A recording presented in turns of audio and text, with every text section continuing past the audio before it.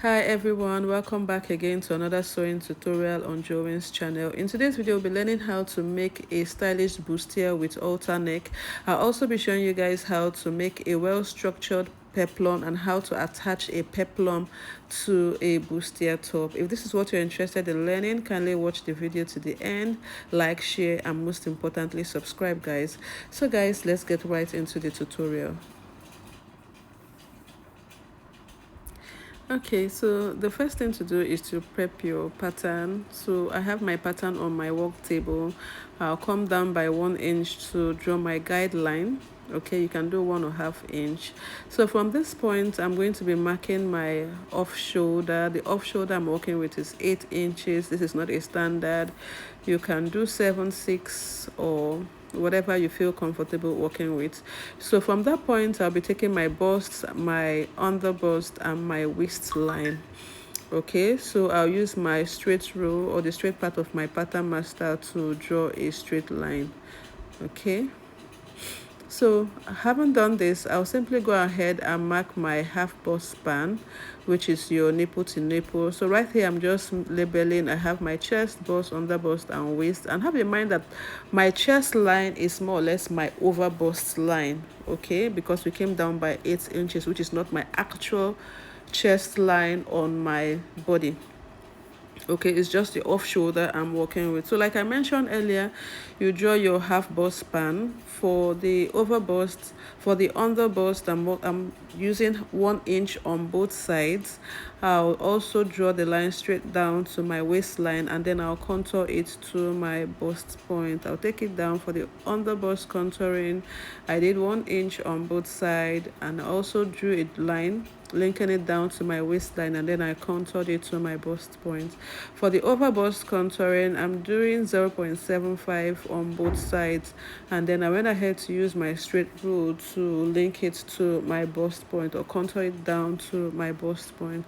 So what I'll simply do is to go ahead and take my horizontal measurement, which is my bust, quarter of my bust divided by 4. I replaced my dart intake on the over bust line, and then the seam allowance of 1.5 inches on the bust point. On the bust line, the quarter of your bust plus seam allowance. On the under bust, the quarter of your under bust plus seam allowance. Replace your dart intake, and you also do the same for your waist. The quarter of your waist, you replace your dart intake plus your seam allowance. So what I'll simply do is to draft my bust dart. For the bust dart, I'll be doing 1.5 inches. I'll link it to my bust point. So what I'll simply do next, at this point, the pen was kind of faded, so I needed to use a different marker pen to highlight the bust dart. So I'll go ahead and trim out the excess pattern paper to enable me close up my bust dart. Have in mind that my front waistline I'm working with is 18 inches. So I'll close up my bust dart, and then I'll go ahead and secure it with the tape. What you need to do here is to blend the line, because at this point you kind of have some you experience irregular lines around that area, around the waist area, I meant to say.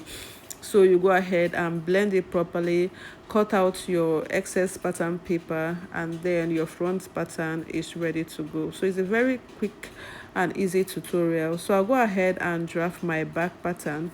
Like I mentioned earlier, that my front pattern is 18 inches, the waistline. So we all know that the back pattern is shorter than the front, simply because of the bust dart closure. So after drawing my guideline, the same off shoulder 8, I'll go ahead. You can see that I labeled it as my over bust, because it's not basically my chest line. Your armhole establishes your chest line, but because this is not a full basic bodice, we just came down by 8 inches, which is tagged the over bust line. So I established my waistline, and then I also established my chest line on the back pattern. Okay, so what I'll simply do is to create my zipper allowance, because we're working with a zip. My zipper allowance is 1.5 inches. After establishing my zipper allowance, I'll go ahead and eliminate the zipper bulge by 1/2 inch on the waistline, and then I'll link it up to the over bust line, as you can see me doing. So the shaded area is the zipper bulge to be eliminated. Okay, so I went in by 1/2 inch just to create that perfect 1.5 inches on the waistline, your zipper line, so you need to replace that 1/2 inch inside. So having done that, I went ahead to mark my half bust span, which is your nipple to nipple divided by 2. I will be working with a simple basic dart for the back. Okay, so having done this, I'll go ahead and take my horizontal measurement on the waist, quarter of your waist, dart intake and seam allowance 1.5. Same with the chest area, quarter of an inch, quarter of your bust plus your seam allowance. So I'll go ahead and cut out the excess pattern paper, and then we have our front and back pattern established.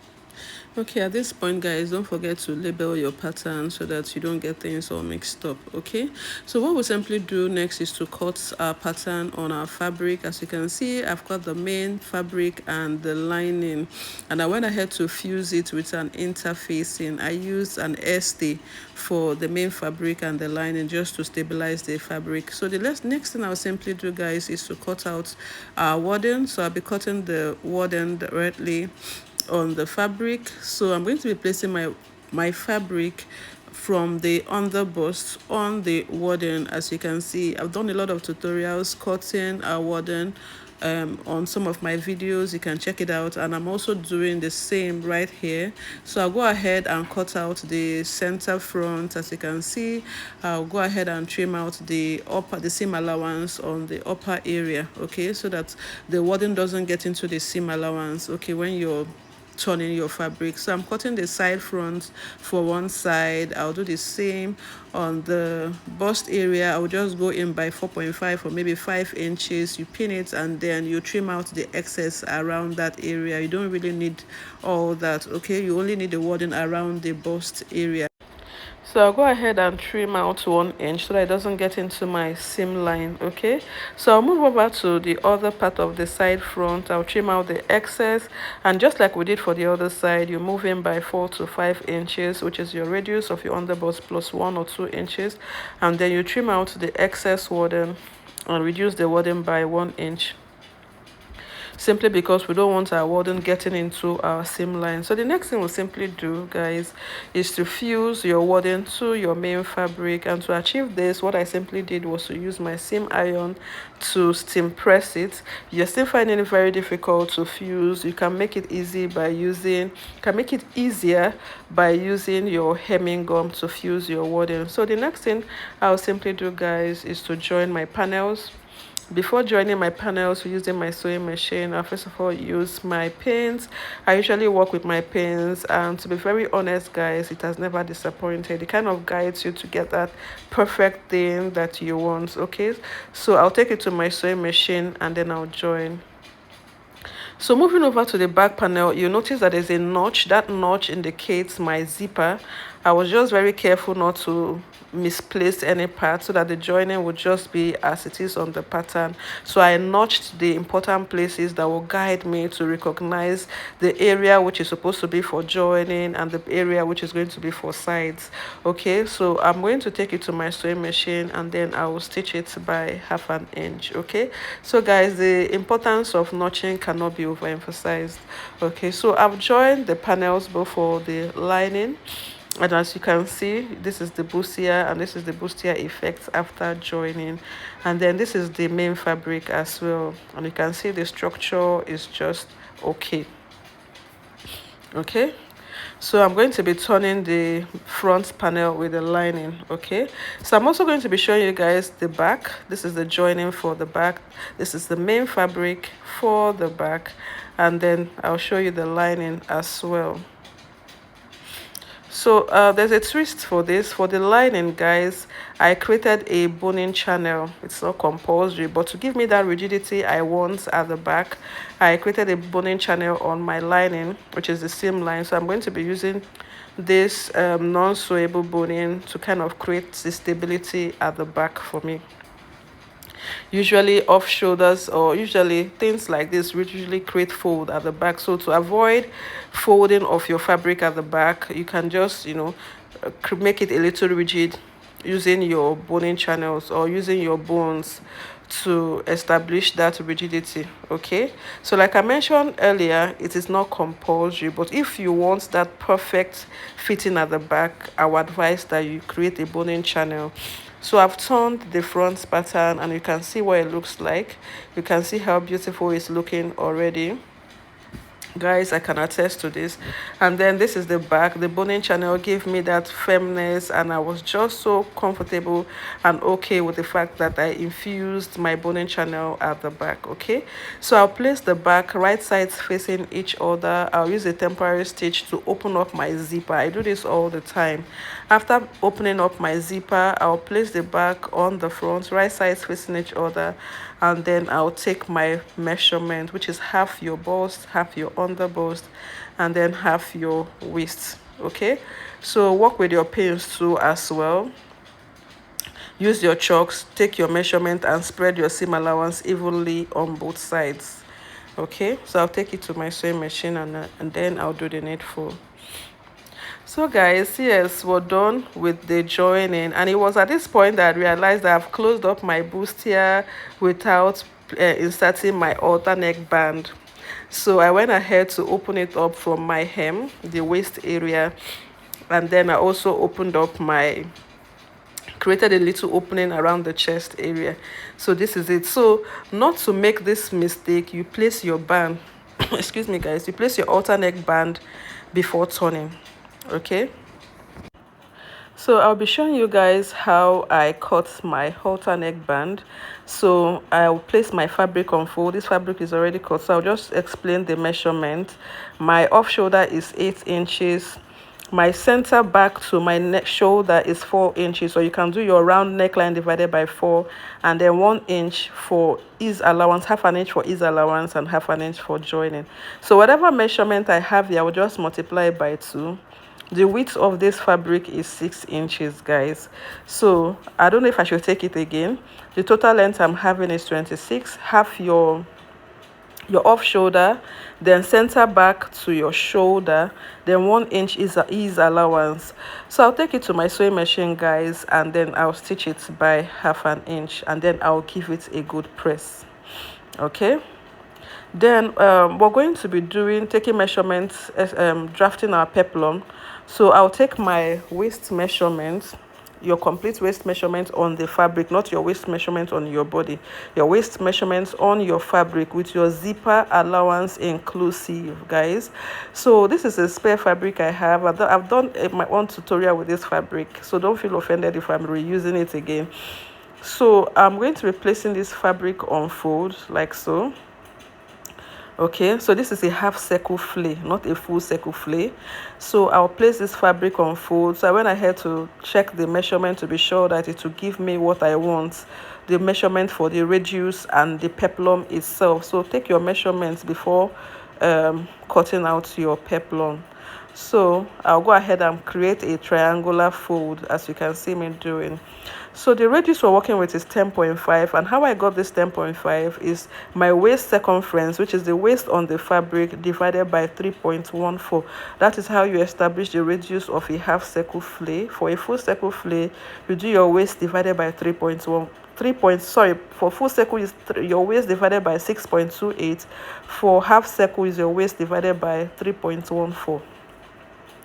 So after drafting, taking out my radius, from that point I'll go ahead and take the measurement of my peplum, which is 8 inches plus 1 inch for joining, which is half an inch above and half an inch below. So I'll go ahead and draft my curve, and then I'll cut out the excess fabric. Okay, so this is how to draft your half circle flay. Okay, this is not a full circle. The folding for a full circle is different from this. Okay, so I'll be cutting the peplum. I'll be cutting the lining for the peplum. So we're working with the same radius, which is 10.5. I'll go ahead and create my curve, and then I'll place the front pattern so that I get that uniformity, and then I'll go ahead and trim out the excess fabric. So we have the lining and the main fabric. I'll use my peplum stay on the lining itself. Okay, so this is the band, the halter neck band. I'll just go ahead and infuse it in between the main fabric and the lining. So I opened up my waist. You can see me, I'm trying to bring it out from the waist area. I'll take it to my sewing machine and stitch it. This is quite a work, not minding that it's a tutorial and it's edited. So I'll simply advise that you place your halter neck band before turning your neckline. I'm sure we understand if you are a sewist. So I've attached my halter neck to the fabric, and this is what it is, and then I've stitched it and then I top stitched to the waistline. Remember that I mentioned that I opened up the waistline, so I went ahead to top stitch it just to close it back. Okay, so I've turned my peplum with the lining, and I used the crinoline, and the seam, I moved the seam to the lining. I top stitch it on the lining. So guys, while placing your crinoline, make sure your crinoline is half away from your seam allowance, ½ inch away from your seam. Okay, then after attaching your crinoline, you move the seam to the lining and then you top stitch. So I'll go ahead and close the sides and turn it. Okay, you don't close the side of the peplum before attaching your crinolines. After attaching your crinoline, then you close your sides, you turn it and give it a good press. After giving it a good press, I'll go ahead and attach it to the upper bustier by ½ inch, starting from your zipper area, okay, because your zip will also get into your peplum. I hope you understand, guys. So I'm done attaching the peplum to the upper bustier, and I've also attached my zip to the bustier top, and this is the outcome of our bustier top. Guys, if you have watched to this point, please give us a thumbs up. It's not easy creating, editing, and giving you guys this kind of a tutorial. So support the channel by giving us a thumbs up, subscribe, share the video, and continue to engage with us. Thank you so much.